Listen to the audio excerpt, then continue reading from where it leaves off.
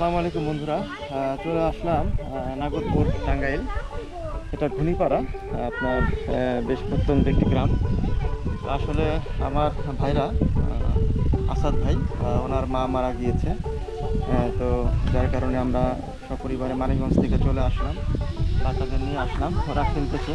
তো আসলে সুন্দর প্রাকৃতিক পরিবেশ, যার কারণে একটু ভিডিও করে গ্রামীণ পরিবেশটা দেখানোর চেষ্টা করছি। সাফওয়ান, আব্বু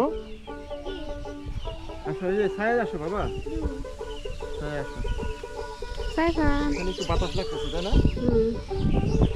সাইফান সাইফান, খেলতে এই খেলতে আব্বু, এই যে একবারে ছায়া আসো, জঙ্গলে ঢুকে এখানে যাচ্ছে। ছায়া আসো, এখানে আসো বাবা, এখানে ছায়া আসো, ছায়ায় খেলো। এই দেখো, এই যে এখানে আসো, কাছে আসো। এটা কি শাক বলো তো?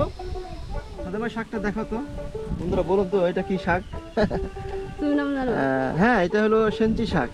এই সেঞ্চি শাকটা আসলে গর্ভবতী মহিলারা বা প্রসবের পরে এটা ডাক্তাররা খাইতে বলে, কারণ এটা প্রচুর পরিমাণ আয়রন আছে এবং এটা রক্ত বৃদ্ধি করে, শরীরে রক্ত বৃদ্ধি করে।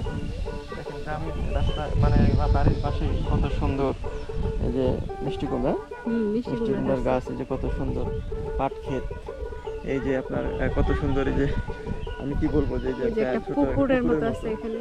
হ্যাঁ, তো আসলে এই যে এই পুকুরটাই যে আপনারা দেখতে পাচ্ছেন,